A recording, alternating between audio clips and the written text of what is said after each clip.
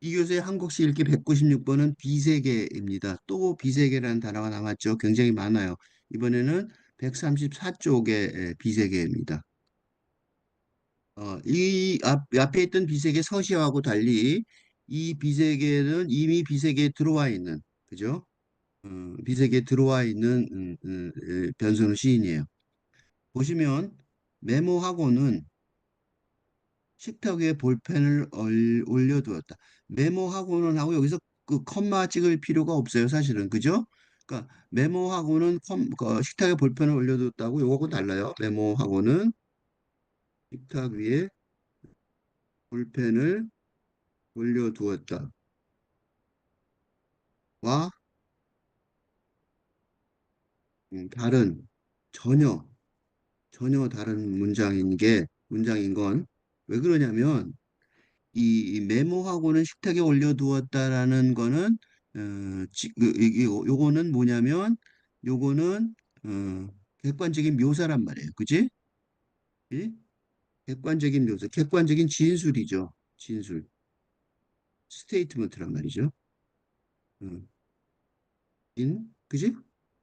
그러니까 이 현실 세계, 그지? 그러니까 행동, 그지? 근데 인의 행동을 어, 리얼리스틱하게 객관적으로 진술하는, 그지? 진술하는 메모하고는 하는 메모하고는 식탁 위에 볼펜을 올려두었어. 그러니까 또 뭐 쓰고 싶은 거 있으면 써. 그런 말이 아니란 말이죠. 그거는 가운데 요 콤마, 그지? 메모하고의 다음에 메모하고는 의 다음에 있는 다음에 비문법적 또는 으로 삽입된 코마, 코마가 어, 중요한 역할을 한다. 왜냐하면 이 시의 제목이 비세계이므로. 그러니까 메모하고는 너는 너는 메모하고는의 행위는 이 세계, 근대 세계의 세계에서의 행위라면, 응? 식탁 위에 볼펜을 올려두었다는 비세계와 연결된 문장이라고 이라고 볼 수 있다. 이는 근대적인 사고, 근대 과학적인 사고에서 볼 때 식탁이나 볼펜은 뭐예요? 물건일 뿐이고, 그지? 액체일 뿐이고, 의지가 없는, 그지? 실험 대상일 뿐이지만, 그지? 이게 팔근대 시대에 이르면 전혀 다른 양상을 띠기 시작한다. 응? 그래서 이 밑에 이 그 식탁에 볼펜을 올려두었다는 걸 완전히 다르게 읽을 수 있는 거예요. 왜냐하면 식탁이나 볼펜이 인간의 도구일 뿐인 상황이 아니라 어쩌면 자신의 주체성을 가지고 행위할 수 있는 의지력과 생명력을 부여받을 수도 있기 때문이죠. 이렇게 얘기하면 이게 무슨 황당한 얘기냐고 싶죠? 이거를 설명을 하려고 내가 이렇게 길게 설명하는 거예요. 이게 황당하지 않아요. 이런 상상이 전혀 황당하거나 비논리적인 게 이 아닌 이유는 응? 왜요? 어, 양자역학, 양자 물리학, 물리학의 발견 때문에. 뉴턴, 근대 뉴턴 물리학에서는 예를 들면 가속도의 법칙, 가속도의 법칙, 법칙에서처럼 공을 던지면, 그지? 어, 그러니까 던지면 점점 빨라지는 거죠. 물체를 대상으로 하여 던지면 점점 속도가 빨라진다. 응? 에서처럼 뉴턴 물리학에서는 물체가 응? 대상, 액체일 뿐이었지만 양자역학에서는 물질의 물질의 본 모습이 입자가 아니라 파도 같은 파동이며, 그지? 입자는 언제 생기냐면 관찰자가 들여다 볼 때만, 어? 파동이었던 것이 입자처럼 난다는 발견. 예, 예. 이, 이, 이게 더 새롭고, 이게 더 새롭고 정확한 묘사이기 때문이다. 그러니까 박물관은 살아있다라는 영화 보지도 않았는데 내용은 뻔하죠. 박물관은 살아있다 해서처럼, 그지? 관찰자, 음, 사람이 보지 않을 때 물체들이 각자의 생명력을 가지고 살아간다는 공상이 그리 허황된 것은 아니기 때문이다. 왜냐하면 최근에 얼마 안 지나 양자 컴퓨터 상용화된다는 소식이 있는 것처럼 이런 물질에 관한 할근대적인 음, 인식이 음, 어, 그지? 현실화될 할 가능성이 높은 세상이고 이에 대비하는 인류의 거의 유일한 무기는 변선우 시인이 보여주듯 시적 상상력이 뿜을 가능성이 진짜 그래요. 그래서 어쨌든 메모하고는 응?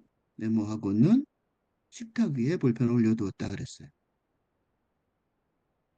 뒤에 보시면 까먹었으므로, 그치? 까먹었으므로. 그것은 다음날 멜론이 되었다. 그지? 이 까먹었으므로. 이거 무슨 소리예요? 그러니까 까먹었으므로.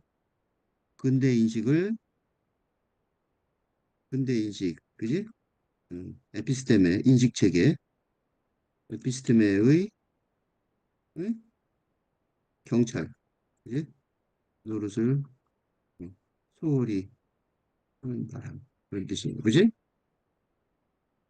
그러니까 근대 인식 체계 에피스테메가 그 지시를 그거를 해야 되는데 지켜야 되는데 응?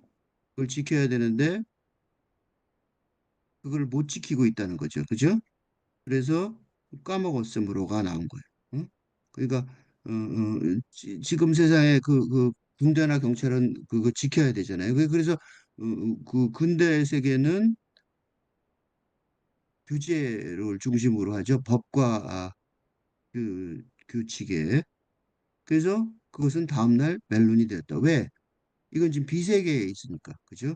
그러니까 지금 이 시의 화자는 응? 비세계에 살고 있는데 사는데 음, 아직 사실 비세계는 이 세상의 이 새로운 세상의 음, 기준이 되지는 못하였으니까, 그지? 우리가 지금 맞죠? 그러니까 우리 식으로 말하면 지금 근대에서 탈근대로의 혁명적 전환, 시대 전환 상황이지만, 근대 탈근대로의 시대, 이 혁명적인 시대 전환 상황이지만, 아직 탈근대 세상이 예, 완전히 와 있는 건 아니니까, 그러니까, 그지? 어떤 때는 근대 세상에 맞게 자본주의, 그지? 자본주의 근대 세상에 맞게 맞추어 살아야 하고, 어떤 때에는 이게 이제 이때는 어떻게 돼요? 싫지만, 그지? 자본주의 세상에 맞춰 살아야 하고, 그지? 어떤 때는 그러니까 이거는 좋아서 지적 상상력을 발휘하여 어? 새로운 세상, 그지? 새로운 이 세계를 살아가기 예, 시작할 수 있다는 거죠. 새로운 비세계를 살아가기 시작할 수 있는데 이런 이중 자세가 어? 뭐예요? 모순되는, 그지? 모순되는 두 세계의 공존이란 이중 자세야말로 어? 진짜 행복과 진짜 성공으로 가는 유일한 길이다. 그래서 이 멜론으로 바뀐 거에 대해서 볼펜이 멜론으로 바뀐 데서 화를 낼 일이라니요. 축하해야 될 일이에요. 그죠? 그랬더니 그러니까 놀라 그대로 두었다는 거예요. 놀라 그대로 두었다는 소리는 무슨 소리냐면 이 세계의 힘, 지적 상상력의 파워를 수용하고 놀랍지만 놀랍고 이해하기 어렵지만 수용하려고 결정하였는데 그렇게 결정을 했어요. 놀라 그대로 두었어요. 근데 다음날 아버지가 되었다. 이게 이런 비세계의 노래는 개인의 삶에 또 영향을 미친다는 응? 아버지가 됐어. 아버지는 근데 탈구된 시계추처럼 앉아 계시다. 무슨 소리냐면 탈구란 단어는요 여기 밑에 줄을 달아놨는데 뼈마디가 하고 있는 거 탈골된 거예요. 그러니까 시계처럼 앉아 계시다. 이 말이 무슨 소리냐면 시계는 그 19세기 네덜란드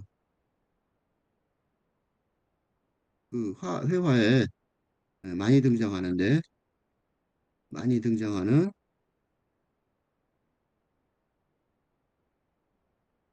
시계는 뭐였어요? 초기 근대 자본의 어, 부의 상징이었고 시계는 시간을 계산하는 거잖아요. 그지? 그 기계 문명의 음, 당해. 그래서 과학 그 연구라는 게 시계예요. 시계를 가지고 연구하는 거예요. 그지?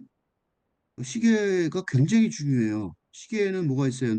톱니도 있죠, 톱니. 시계의 흐름도 있죠. 그죠? 그러니까 시계가 굉장히 중요해요. 응? 그래서 이 시계가 굉장히 중요한데 아버지가 뭐가 됐냐면 아버지가 탈구된 시계가 됐어요. 시계추가 됐어요. 그 시계 핵심이 시계죠. 추가 핵심이죠. 이 그랜파더 클락 있죠. 그 회중시계죠. 그죠? 이게 그 시계 그 해야 많이 등장하는 게 바로 그 회중시계예요. 시계추가 있는 회중시계 큰 시계 있죠. 어? 회중시계란 말이죠. 그래서 그 시계추를 말하는 건데 그 탈구된 시계추라는 소리는 무슨 소리냐면 아버지라는 게 가부장 제도죠. 가부장 제도 근대 가족 그지? 근대 가족의 기반인 가부장 제도의 가부장이 탈구됨, 그지? 탈골됨. 그러니까 자기 자리를 못 찾는 거죠.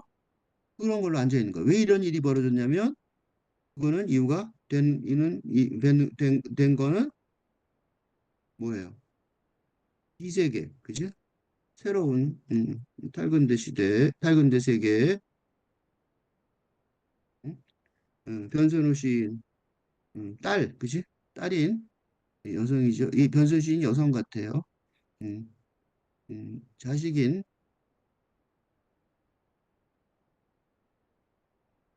변선우 시인에게 어떻게 됐어요? 억지로 끌려 나온 거죠.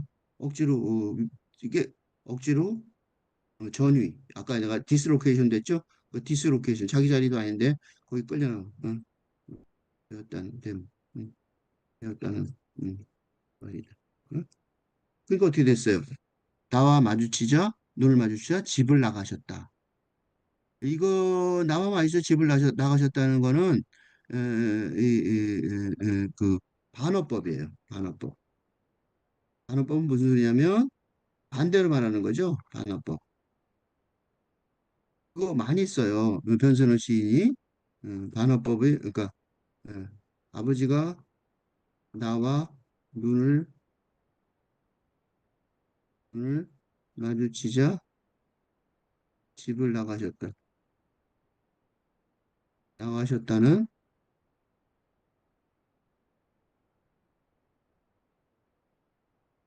의 음, 문장은 음? 내가 아버지와 눈을 마주치자 집을 나갔는데 그건 내가 발부된 시계추 어, 세탁기 때문이다. 라는 산문으로 설명할 수 있어요. 음, 라고 풀어 쓸 수 있는데 왜 이렇게 안 풀었었냐면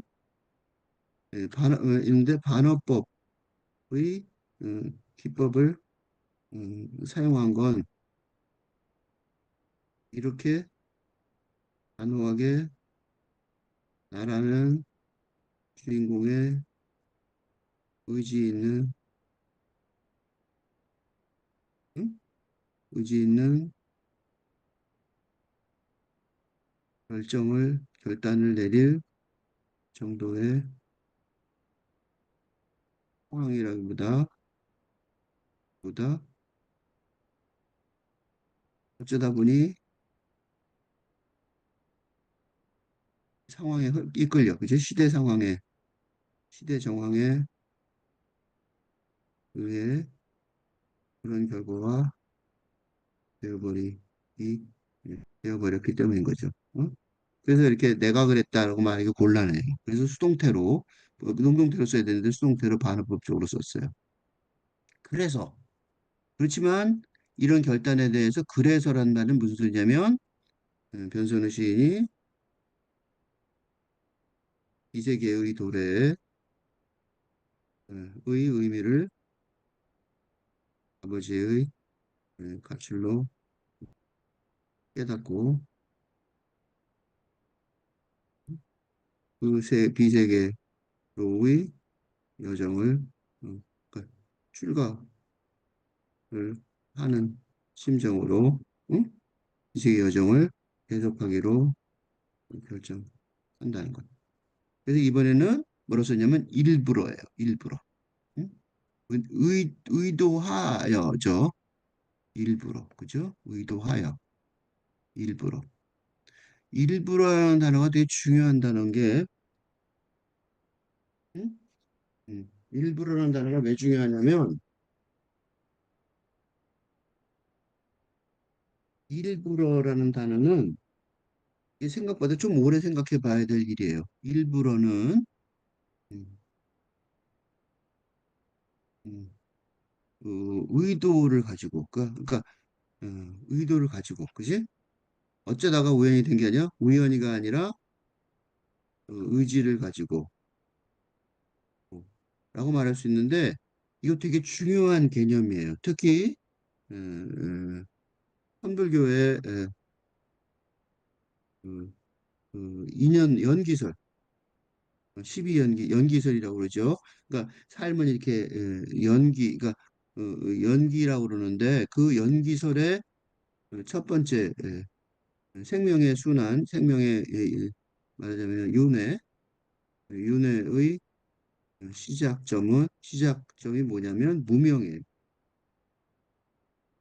이게 무명이라는 단어를 설명하기 참 어려워요. 그래서 무명을 설명을 잘 안 하는데 되게 중요한 말이라고 생각하는데 설명을 잘 안 해요. 뭐냐면 이거예요.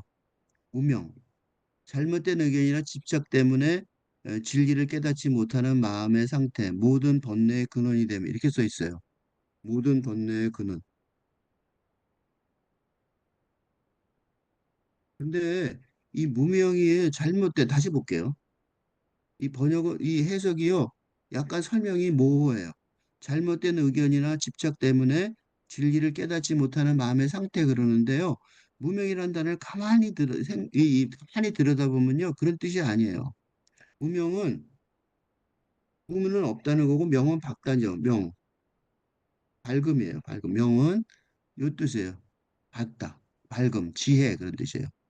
그러니까 지혜와 밝음의 무명이 없음 이런 뜻이에요. 근데 이 연기의 시작이란 말이죠. 그래서 무명이 시작돼서 사망으로 가는 거예요. 무명에서 사망까지의 12단계가 연기설이에요. 중간에 뭐 어쩌고저쩌고 있는데 무명이 제일 중요하죠. 근데 이 무명이라는 게 왜 시작점인가 이거. 질문은 뭐냐면 내 질문은 무명이 왜 생명의 시작인가? 라는 질문에 대한 대답이 뚜렷하게 없어요. 근데 그거에 대해 이게 되게 중요한 질문이라고 생각하고 중요한 대답이 필요하다고 생각하는데 뭐냐면 그, 그, 그 일부러란 단어에서 내가 이걸 설명하는 이유가 뭐냐면 아무것도 없은 무가 삶의 기반일 가능성이 많아요. 그 무가 어, 생명 물질의 기반이 되는 거예요. 왜냐하면 이거를 양자역학적으로 풀면 양자역학에서 모든 게 파동이고, 그죠? 관찰자의 동시가 있으면 음, 입자가 된다. 된다는 양자역학의 논리를 설명을 해보면, 즉 무슨 소리냐면 논리를 인용하면 모든 것은 존재가 없이, 그지? 존재성이 없이 흘러다니다가 흘러보면 다니다가, 그지? 관찰자가 의지를 가지고 일부러 쳐다보면 입자인 척 하여 존재가 생기는 것이다는 말이에요. 즉, 이 말은 무슨 소리냐면 불교하고 똑같아요. 불교에서는 아무것도 없는 그지? 빈 거죠. 공이나 무가 삶의 기본 모습인데 이게, 그지? 어쩌다가 일부러 인텐션이죠. 누가 발휘하면 그게 뭐요? 어, 오명, 그지? 박제하는.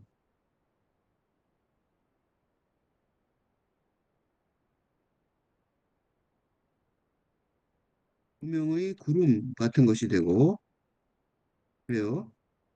입자성을 띠게 되면서 생명의 물질의 존재성이 생기게 된다고 볼 수 있어요. 이렇게 해석해 보면 일부러라는 단어는 무지무지 중요한 거죠. 그러니까 여기서 말하는 일부러는 여기서 변선호 시인이 쓴 일부러라는 단어는 뭘 말하는 거예요? 새로운 세상의 창조를 말하는 거죠. 그지? 새로운 세상의 창조.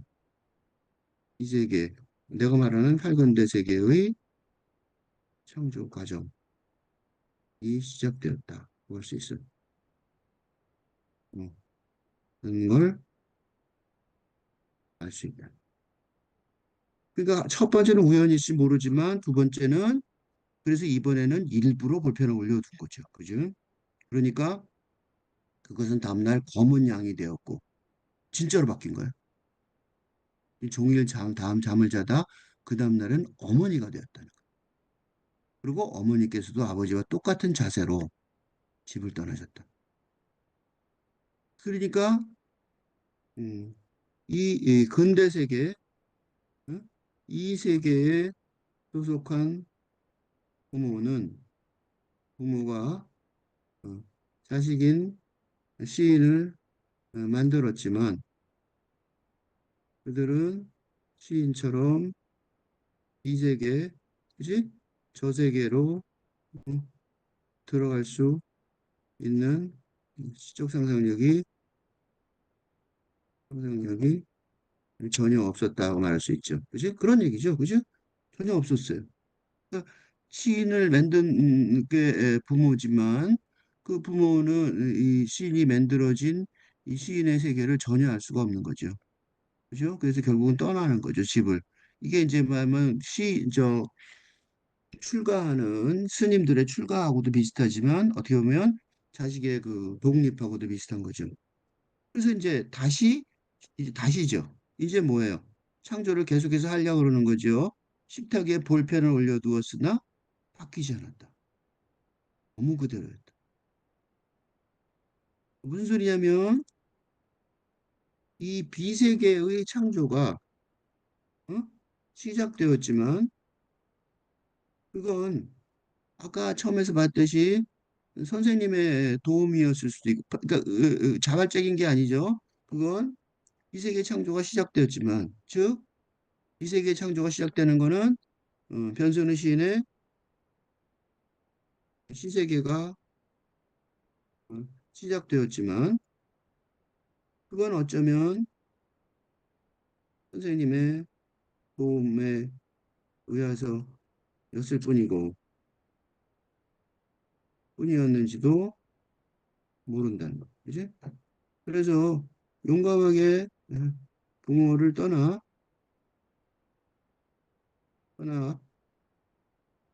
자립의 길을 했겠지만 자신의 방법론을 시적 방법론, 시창작 방법론을 근데 그 저 보면 그 현대 시작법에 참고해서 이름을 이승훈 선생의 이름을 저자의 이름과 제목을 차용했지만 자기의 방법론이라고 말하잖아요. 그치? 그러니까 있다는 거지 이제는 방법론을 아직 터득하지 어, 확보하지 못했을 때의 기록 이자 보고하는 거 이거는 그죠? 그래서 너무 그대로고 안 바뀌는 거예요. 뭐 바뀔 거라고 뻔히 생각했는데 당연히 바뀌어야지 그렇게 생각했는데 안 바뀌는 거죠. 그죠? 그래서 침대에 머물렀다. 몸을 던졌다. 엉엉 울다 침대 밑 바스락거리는 소리를 들었다. 그러니까 엉엉 울었어요. 그 다 절망한 거죠. 그렇지만 침대 밑 바스락거리는 소리를 들었어요. 즉 세상은 이미 세상은 이미 돌이킬 수 없이 바뀌었다. 그러니까 내가 맨날 얘기하듯이 근대에서 탈근대로의 혁명적 시대 전환 상황인 것은 틀림없었다. 그걸 일시적 상상력으로 인식하는 일만 남아있을 뿐인 거죠. 뿐인 상황인 거죠. 그러니까 우선 절망을 한 거죠. 너무 이게 새로운 세상이니까 내가 이걸 할 수 있을까 하니까 절망하고 울 수밖에 없는데 거기에 빠지면 안 되는 거죠. 왜냐하면 침대 밑에서 울다 보면 울면서도 귀를 쫑긋하고 보면 알 수 있다는 거예요. 근데 거기 뭐가 있어? 잘린 손가락이 잔뜩 잘린 손가락이 쌓여 있었고 잘린 무릎과 겨드랑이도 쌓여 있었다는 거예요. 그러니까 이제 어, 그 근대에 그 소속된 그지? 그러니까 탈구된 아버지와 엄마는 탈구됐지만 탈구된 시계추 같은 아버지가 탈구된 시계추가 된 것처럼 근대에 소속한 존재들은 응? 그 몸에서부터 응? 그지? 새로운 세상으로 응? 이 세계로 들어가려면 응? 응, 어딘가 절단될 수밖에 없는 현실이기 때문이죠. 그죠? 그러니까 울지만 절망해서 울고 있지만 울지만 그래도 이게 유일한 갈 길이며 그래서 어떻게 해요? 시적 상상력의 힘으로 바스락거리는 소리를 들을 수 있었던 것이다. 그죠? 다른 길은 없는 거죠. 다른 길은 없는 거예요. 이거를 요새식으로 설명하면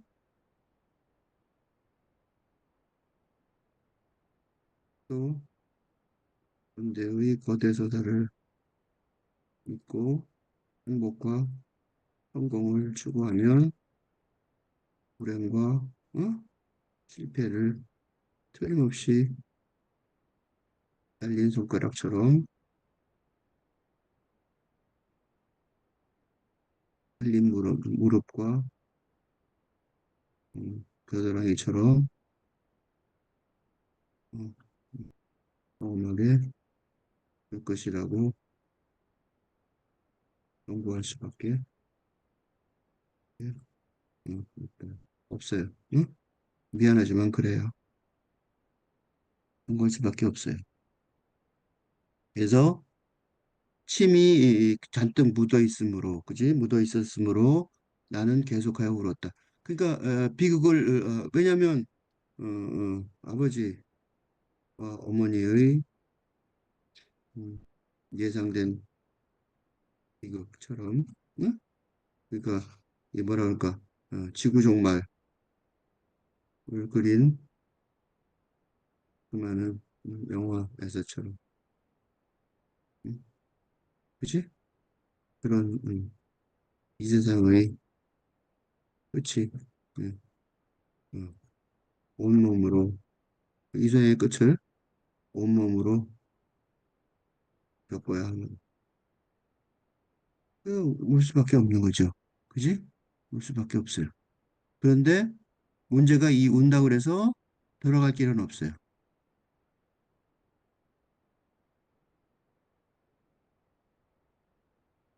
두렵고 그래서 비세계를 벗어날 길이 사실인 것이 그지?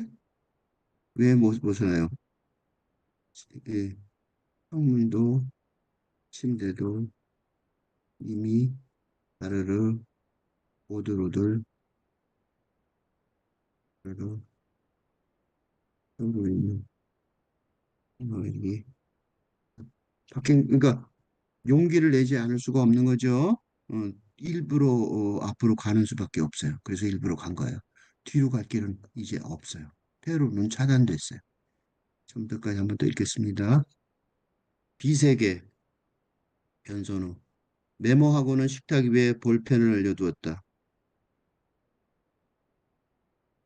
까먹었으므로 그것은 다음날 멜론이 되었다.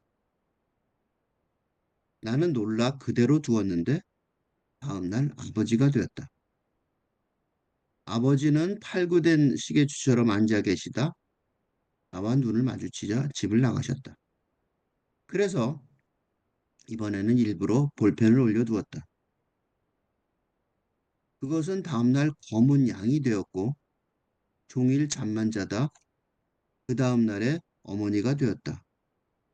어머니께서도 아버지와 똑같은 자세로 집을 떠나셨다. 나는 다시 식탁 위에 볼펜을 올려두었으나 바뀌지 않았다. 너무 그대로였다. 침대에 몸을 던졌다. 엉엉 울다 침대 밑 바스락거리는 소리를 들었다. 잘린 손가락이 쌓여 있었고 잘린 무릎과 겨드랑이도 쌓여 있었다. 침이 잔뜩 묻어 있었으므로 나는 계속하여 울었다. 침대가 바르르 떨었다. 창문이 오들오들 울었다.